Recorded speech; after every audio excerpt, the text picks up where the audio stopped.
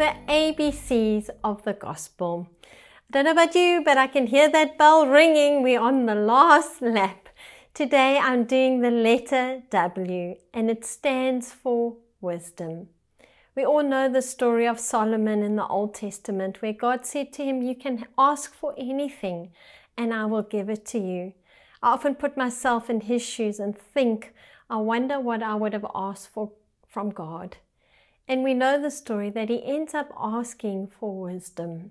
Sure, how many of us would have asked for money or a better house, better car, better clothes? But he asked for wisdom. And because of that, he ends up getting everything anyway.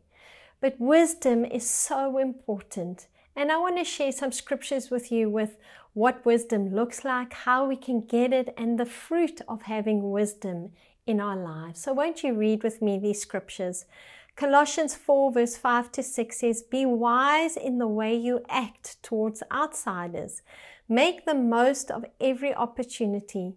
Let your conversation be always full of grace, seasoned with salt, so that you may know how to answer everyone." Wisdom is so important to be a light and a salt to those who are not in the kingdom. It really is an important aspect of our lives. In Proverbs 4 verse 67 it says, "Do not forsake wisdom, and she will protect you. Love her, and she will watch over you. The beginning of wisdom is this: get wisdom, though it cost all you have. Get understanding." Isn't that great? Just start. Get it. I love it. And what does wisdom look like? We find it in James 3:17.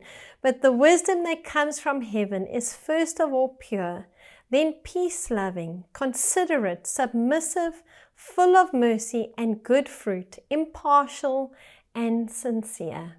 Now you may be saying, "Dee, well, how do I get wisdom?" I'm glad you asked that question. In James 1 verse 5 it says, "If any of you lacks wisdom, you should ask God, who gives generously to all without finding fault, and it will be given to you."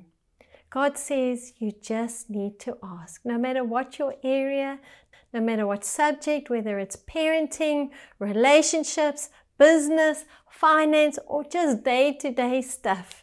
He says that not only will he give it to you, but he'll give it to you generously. And finally, I want to leave you with Proverbs 19 verse 8. It says, "The one who gets wisdom loves life. The one who cherishes understanding will soon prosper."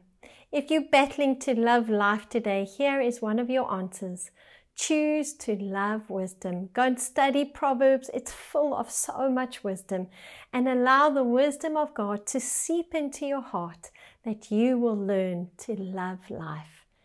Always remember, you are highly favored and deeply loved.